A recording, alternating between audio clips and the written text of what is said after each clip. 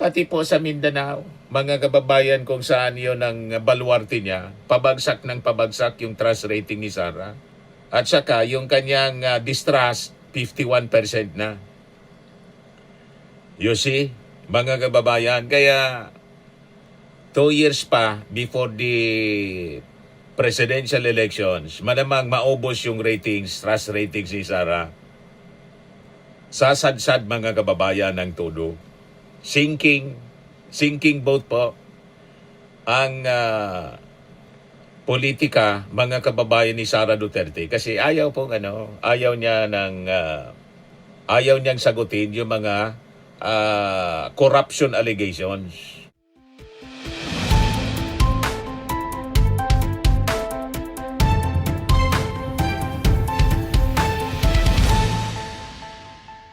Hello po mga kababayan, si Dante Maravilla. So, inisyohan na ng Congress Justice Panel mga kababayan ng subpena ang ombudsman para isubmit yung SALN po ni Sara Duterte. Ito yung report ngayon mga kababayan.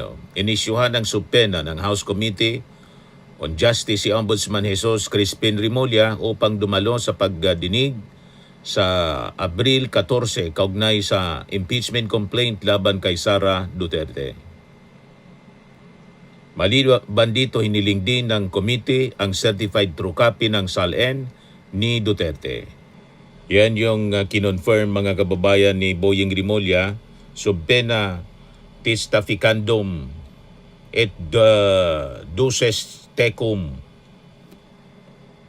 They will comply.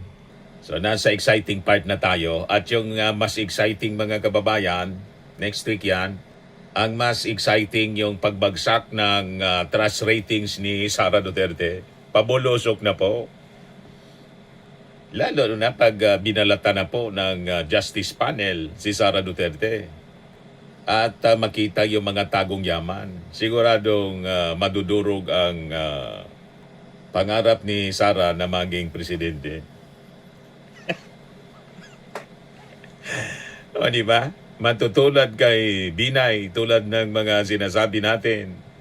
Ito, based sa pinaka-latest na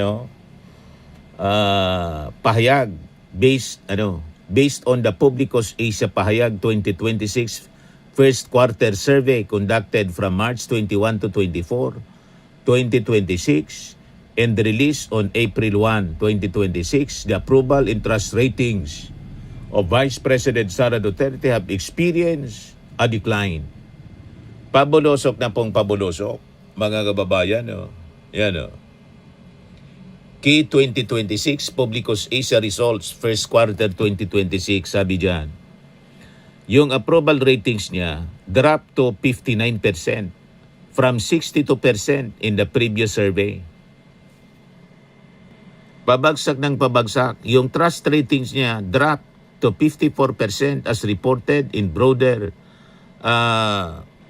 first quarter 2026 context, with some reports noting a fall to 26% to 28% in specific context, indicating sharp drops in or confusion about trust metrics. Regional decline, a significant drop in approval was noted in Mindanao, falling from 84% to 76%. Pati po sa Mindanao, mga kababayan kung saan yon ang baluarte niya, pabagsak ng pabagsak yung trust rating ni Sara. At saka yung kanyang distrust, 51% na. You see, mga kababayan, kaya 2 years pa before the presidential elections, malamang maubos yung ratings, trust ratings ni Sara. Sasadsad mga kababayan ng todo. Sinking boat po ang politika mga kababayan ni Sara Duterte kasi ayaw niyang sagutin yung mga corruption allegations. Siyempre yung tao talagang mawawala ng tiwala mga kababayan kay Sara Duterte. Bakit ayaw niyang sagutin? Ang ibig sabihin niyan, umiiwas siya palagi. Guilty, mga kababayan. Yun ang malinaw na ibig sabihin yan, guilty sa mga akusasyon laban sa kanya. Nagpa-press con kanina mga kababayan si Boying Rimolya, they will comply with the subpena adtificandum et doses tecum sa SALE ni Sara Duterte. Doon po mababalatan, huhubaran yung yaman mga kababayan ni Sara Duterte kung saan galing. O di ba mga kababayan? Kaya nang mabasa ko yung isang post ng isang vlogger po. Ito, dumaan sa aking timeline post ng La Verite. Sabi niya, Sara Duterte's collapse in public trust is not random. It's the direct data-driven consequence of mounting impeachment complaints and unresolved confidential funds issues. The more the facts surface, the faster the numbers fall. Ano ba? Hindi niya kasi maipaliwanag na tama yung kanyang analysis. Mga kababayan, talagang pabagsak yan. Magdududa siyempre yung ating mga mamamayang Filipino. Yun sabi ko, mga kababayan, ang abogado ni Sara, 16, yung nagdi-defend sa kanya sa Congress. Imagine that. Tapos may petisyon na final at naghugas kamay si Sara, dumistansya. Na ang sabi niya mga kababayan, hindi siya aware, wala siyang kinalaman, niwala kayo. Yung grupo ni Topacio at saka ni Torion, siyam na abogado, subali 25. Kukuha ka ganyang katindi po na abogado kung hindi ka guilty. Kung hindi malakas yung ebidensya laban sa'yo. At ni isa sa mga articles ng impeachment, hindi po in-engage. Hindi iniwasan na sagutin. Ang ibig sabihin, hindi kayang sagutin. Despite yung dami at galing ng kanyang mga abogado, hindi kayang sagutin yung mga akusasyon na laban sa kanya. Siyempre, yung pagbabanta pa lang, malinaw na guilty. Tayo mismo yung nakapanood. Di ba? Paano sasabihin ni Sara Duterte at ng kanyang mga abogado na walang pagbabanta? No joke nga eh.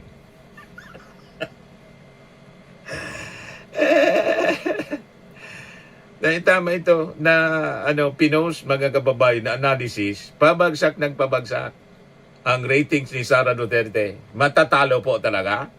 Matatalo. Tama ito, sabi niya dito ng Liberite. The numbers tell a deeper story. 1/3 of respondents explicitly cite impeachment issues as the primary driver of their disapproval. That is not a speculation, it is a data-backed public reasoning. Citizens are not reacting blindly. They are responding to specific, identifiable concerns that strike at the legitimacy of public office. Nagising na yung mga tao po. At the heart of the controversy lies the 612.5 million confidential funds issue. This is not merely about accounting discrepancies. It is about the integrity of public resource stewardship, yung paggamit ng pondo na dapat tama yung paggamit, hindi yung waldas ng waldas at yung mga chichirya, yung mga beneficiaries. Alam na natin kung saan napunta. Lalo pa kung mag-testimony si Madriaga, isasumpe na si Madriaga. Kaya nanginginig na mga kababayan yung Vice Presidente. Nililibang niya ang kanyang sarili, kaya punta na lang siya doon sa sa mga invitation. Sabi ni Atty. Falsis, ayan Secretary Edwin Lasieda niya revealed that Sara Duterte hired a public relations expert to change her image and make it softer and kinder. I agree. Kaya todo attend sa GS and high school, grade school and high school graduations. In kunwari, mabait. Inday sayad, hindi mo kami mauuto. Kaya nandun sa isang graduation ceremony, elementary at kinder, nagturo si Sara ng magandang asal. Yung may masamang asal, nagturo ng magandang asal para baguhin yung image niya. Pabagsak na kasing pabagsak, mga kababayan, yung ratings ni Sara Duterte. Ilalo siyang napasama doon, mga kababayan. Kasi ang ibig sabihin nun, ang nagtitiwala na lang sa kanya, yung mga kinder.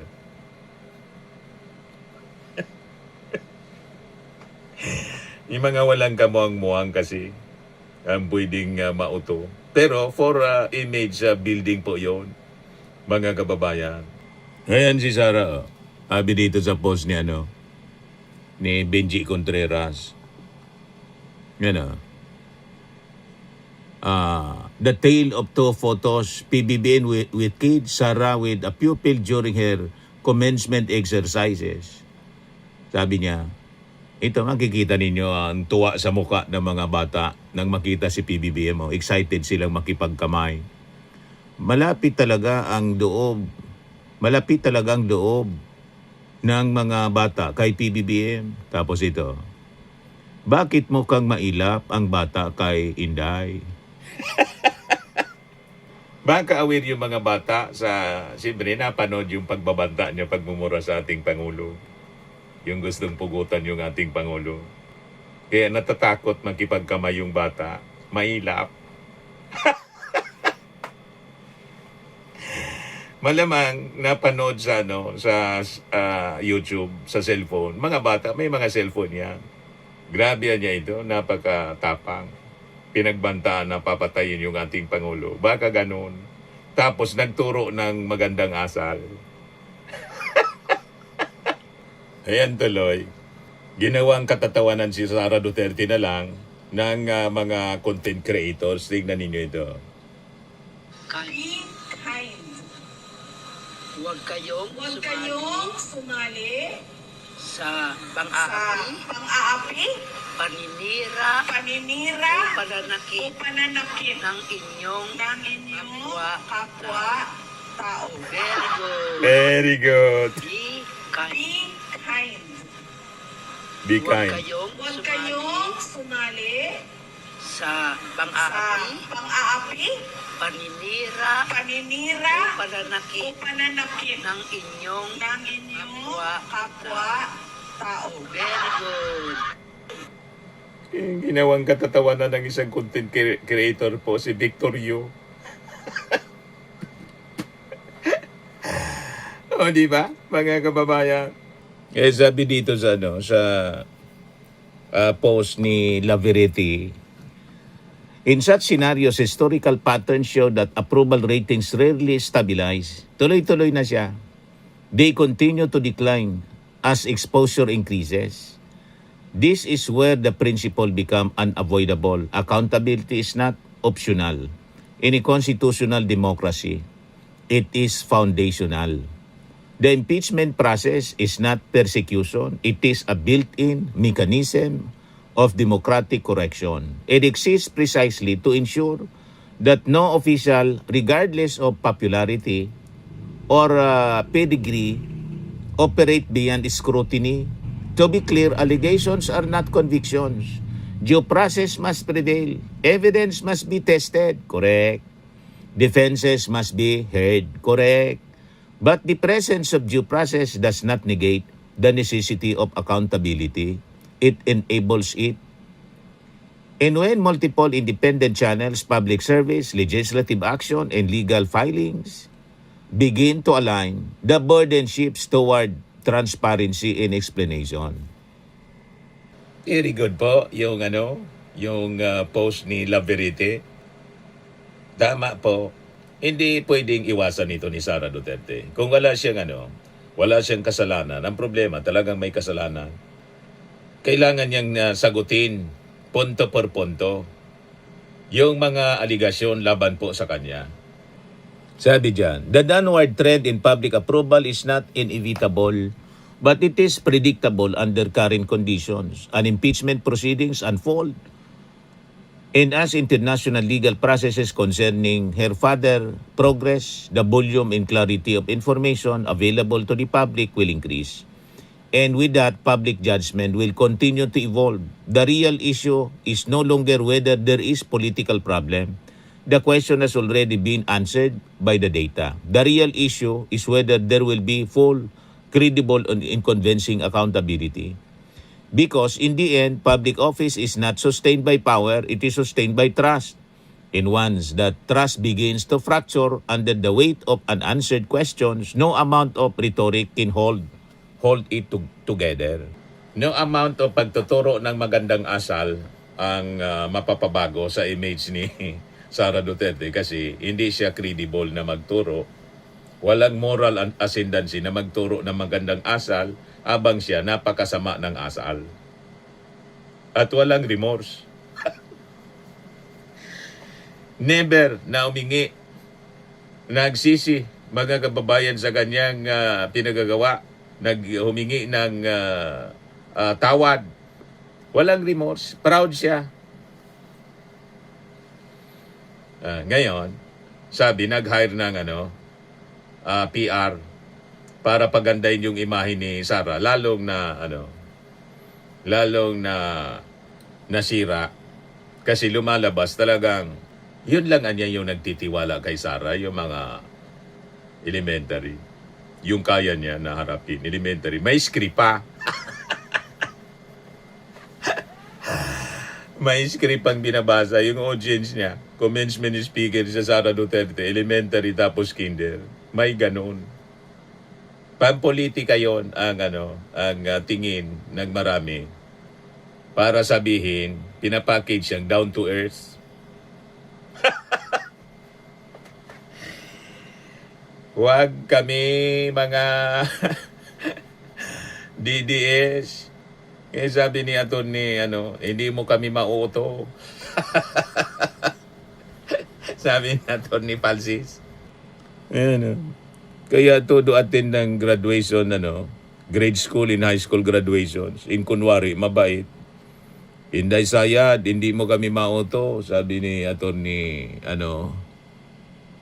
Jesus Palsis. Magiging plastic na pala si Inday Chucky, pero kahit anong pagpanggap niya, hindi mapipigilan ang ilabas ang tunay na siya. Basta kinalakihan ng pag-uugali, lalabas at lalabas ito kahit anong pagpipigil gawin niya. Sabi ni Benji Contreras.